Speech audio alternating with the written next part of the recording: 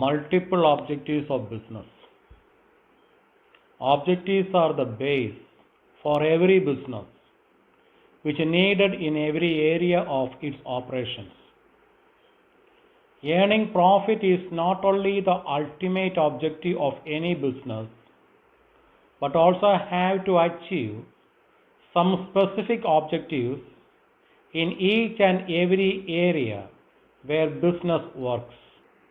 Objectives enables the business to analyze their present performance and helps to take steps to improve their future performance.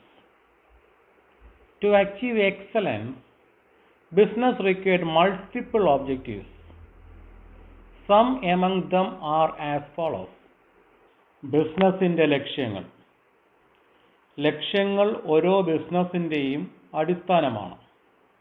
അത് അതിൻ്റെ ഓരോ പ്രവർത്തന മേഖലയിലും ആവശ്യമാണ്. ഏതൊരു ബിസിനസ്സിൻ്റെയും ആത്യന്തിക ലക്ഷ്യം ലാഭം നേടുക എന്നത് മാത്രമല്ല, അതിൻ്റെ ഓരോ പ്രവർത്തന മേഖലയിലുമുള്ള ചില പ്രത്യേക ലക്ഷ്യങ്ങൾ കൂടി കൈവരിക്കേണ്ടതുമുണ്ട്. ലക്ഷ്യങ്ങൾ ബിസിനസ്സിനെ അവരുടെ നിലവിലെ പ്രകടനം അല്ലെങ്കിൽ പ്രവർത്തനം വിശകലനം ചെയ്യുന്നതിനും ഭാവി പ്രവർത്തനം മെച്ചപ്പെടുത്തുന്നതിനുമുള്ള നടപടികൾ കൈക്കൊള്ളുന്നതിന് സഹായിക്കുന്നു. മികവ് കൈവരിക്കുന്നതിന് ബിസിനസ്സിന് ഒന്നിലധികം ലക്ഷ്യങ്ങൾ ആവശ്യമാണ്. അവയിൽ ചിലത് ഇവയാണ്.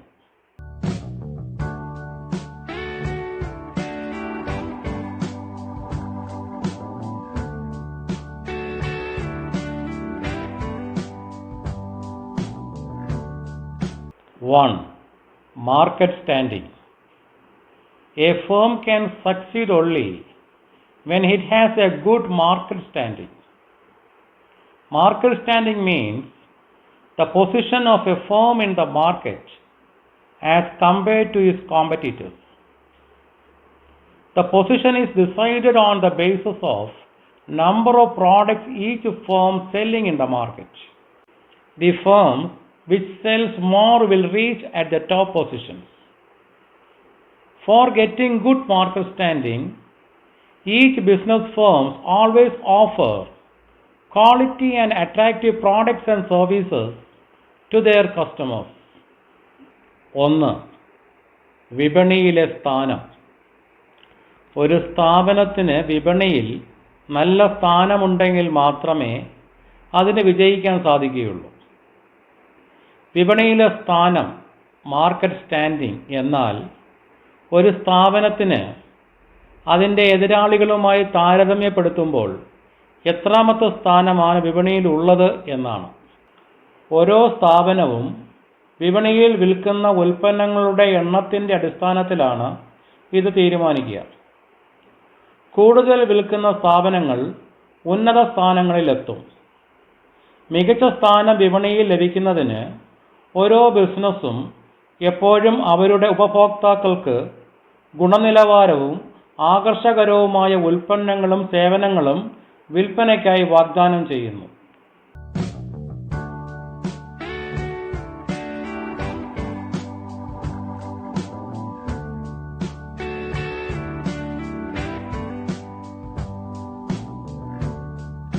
Second one, innovation.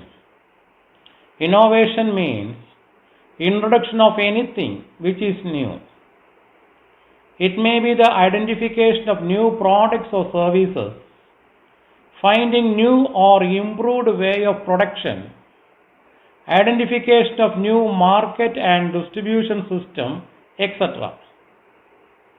For example, making color TV in the place of black and white TV, use of power loom instead of hand loom in weaving, etc. 2. പുതുമ ആവിഷ്കരിക്കുക അല്ലെങ്കിൽ നവീകരണം.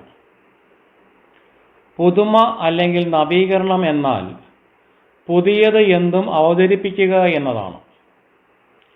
ഇതൊരു പുതിയ ഉൽപ്പന്നത്തിൻ്റെയോ സേവനങ്ങളുടെയോ കണ്ടുപിടുത്തമായേക്കാം. പുതിയതോ മെച്ചപ്പെട്ടതോ ആയ ഉൽപാദന രീതിയുടെ കണ്ടുപിടുത്തമായേക്കാം. അല്ലെങ്കിൽ പുതിയ വിപണി വിതരണ സംവിധാനങ്ങളുടെ കണ്ടുപിടുത്തമായേക്കാം. ഉദാഹരണത്തിന് ബ്ലാക്ക് ആൻഡ് വൈറ്റ് ടി വിയുടെ സ്ഥാനത്ത് കളർ ടി വി നിർമ്മാണം, കൈത്തറിക്ക് പകരം ഹാൻഡ്ലൂം, പവർലൂം ഉപയോഗിച്ച് തുണിത്തരങ്ങൾ നെയ്യുക തുടങ്ങിയവ. Innovation are of two kinds. One, innovation of products and services. Two, innovation of various skills and activities. Innovation accelerates the growth of business. No business enterprise can flourish in a competitive world without innovation. Thus, innovation is considered as another objective of business. നവീകരണം രണ്ടു തരമുണ്ട്. ഒന്ന്, സാധനങ്ങളുടെയും സേവനങ്ങളുടെയും നവീകരണം. രണ്ട്, വിവിധ കഴിവുകളുടെയും പ്രവർത്തനങ്ങളുടെയും നവീകരണം. നവീകരണം ഒരു ബിസിനസ്സിന്റെ വളർച്ചയെ ത്വരിതപ്പെടുത്തുന്നു. പുതുമയില്ലാതെ ഒരു ബിസിനസ് സ്ഥാപനത്തിന് മത്സര ലോകത്ത് തഴച്ചു വളരുവാൻ കഴിയില്ല. അതിനാൽ നവീകരണത്തെ ബിസിനസിന്റെ മറ്റൊരു ലക്ഷ്യമായി കണക്കാക്കുന്നു.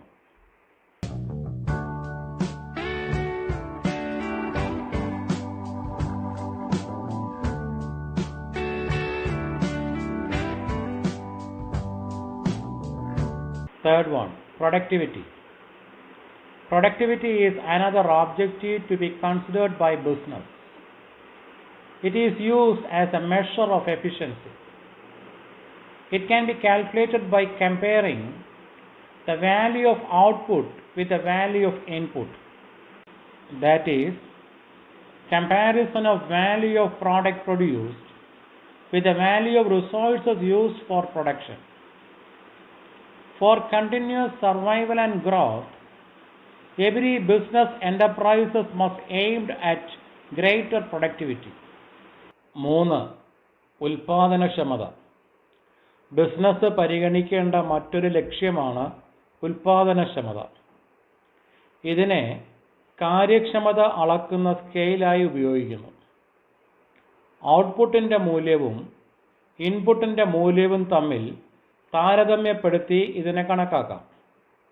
അതായത് ഉൽപ്പാദിപ്പിച്ച ഉൽപ്പന്നത്തിൻ്റെ മൂല്യവും ഉൽപ്പാദിപ്പിക്കാനായി ഉപയോഗിച്ച വിഭവങ്ങളുടെ മൂല്യവും തമ്മിലുള്ള താരതമ്യമാണിത്. നിരന്തര നിലനിൽപ്പിനും വളർച്ചയ്ക്കും ഓരോ ബിസിനസ് സ്ഥാപനങ്ങളും കൂടുതൽ ഉൽപാദനക്ഷമത ലക്ഷ്യമിടണം.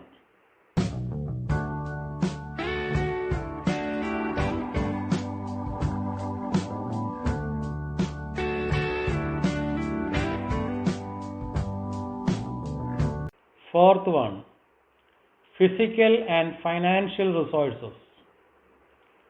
Any business requires physical and financial resources to produce and supply of goods and services to its customers. So business aims to acquire these resources according to their needs and use them efficiently. 4. ഭൗതികവും സാമ്പത്തികവുമായ വിഭവങ്ങളുടെ കാര്യക്ഷമമായ ഉപയോഗം. ഏതൊരു ബിസിനസ്സിനും ഉപഭോക്താക്കൾക്ക് വേണ്ടി സാധനങ്ങളും സേവനങ്ങളും ഉൽപ്പാദിപ്പിക്കുന്നതിനും വിതരണം ചെയ്യുന്നതിനും ഭൗതികവും സാമ്പത്തികവുമായ വിഭവങ്ങൾ ആവശ്യമാണ്. അതിനാൽ ഈ വിഭവങ്ങൾ അവരുടെ ആവശ്യമനുസരിച്ച് ലഭിക്കുന്നതും അവയെ കാര്യക്ഷമമായി ഉപയോഗിക്കുന്നതും ബിസിനസ് ലക്ഷ്യമിടുന്നു.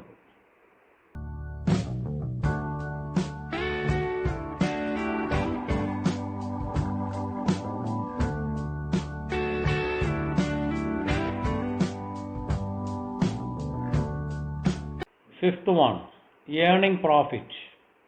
The primary objective of every business activities is to earn profit. It is the main criteria for measuring the efficiency of any business. Profit must always in the ratio of capital invested, which is referred as profitability. Thus, every business must earn a reasonable profit, which is important for the survival and growth. 5. ലാഭം നേടുക. എല്ലാ business പ്രവർത്തനങ്ങളുടെയും പ്രാഥമിക ലക്ഷ്യം ലാഭം നേടുക എന്നതാണ്. ഏതൊരു ബിസിനസ്സിൻ്റെയും കാര്യക്ഷമത അളക്കുന്ന പ്രധാന മാനദണ്ഡമാണിത്. ലാഭം എല്ലായ്പ്പോഴും നിക്ഷേപിച്ച മൂലധനത്തിന് ആനുപാതത്തിലായിരിക്കണം. അതിനെ ലാഭക്ഷമത എന്ന് വിളിക്കുന്നു. അതിനാൽ ഓരോ ബിസിനസ്സും ന്യായമായ ലാഭം നേടണം. ഇത് നിലനിൽപ്പിനും വളർച്ചയ്ക്കും പ്രധാനമാണ്.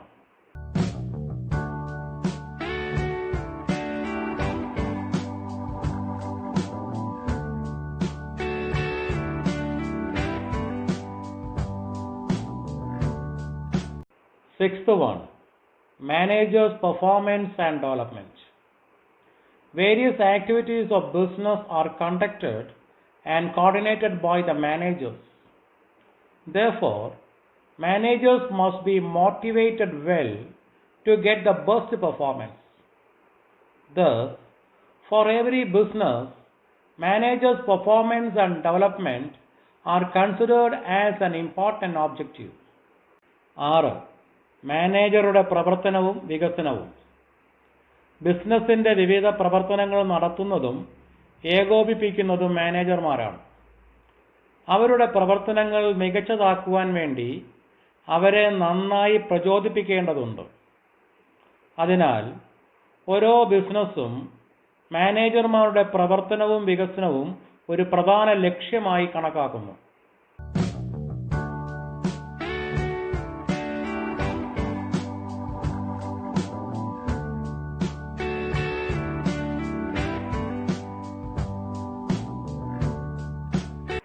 Seventh one, workers' performance and attitude. Productivity and profitability of any business is based on the performance and attitude of their workers. So business give more importance to improve the performance and ensure a positive attitude from the workers. Therefore, another objective of business is improving the performance and attitude of workers. 7. തൊഴിലാളികളുടെ പ്രകടനവും മനോഭാവവും മെച്ചപ്പെടുത്തുക. ഏതൊരു ബിസിനസ്സും ഉൽപാദനക്ഷമതയും ലാഭക്ഷമതയും നേടുന്നത് അവരുടെ ജീവനക്കാരുടെ പ്രവർത്തനത്തിൻ്റെയും മനോഭാവത്തിൻ്റെയും അടിസ്ഥാനത്തിലാണ്. അതിനാൽ ജീവനക്കാരുടെ പ്രവർത്തനം മെച്ചപ്പെടുത്തുന്നതിനും അവരുടെ മനോഭാവം പോസിറ്റീവാണെന്ന് ഉറപ്പാക്കുന്നതിനും ബിസിനസ് കൂടുതൽ പ്രാധാന്യം നൽകുന്നു. അതിനാൽ ബിസിനസ്സിൻ്റെ മറ്റൊരു ലക്ഷ്യം തൊഴിലാളിയുടെ പ്രകടനവും മനോഭാവവും മെച്ചപ്പെടുത്തുക എന്നതാണ്.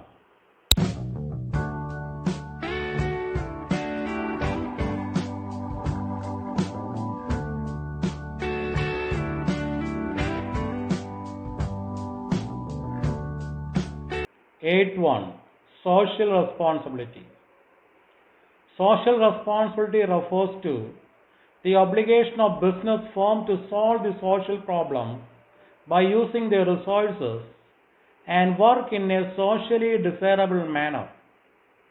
It includes distribution of quality products, creation of employment, and take steps for pollution control, etc. It is also considered as an objective of business firm. 8. സാമൂഹിക ഉത്തരവാദിത്വം.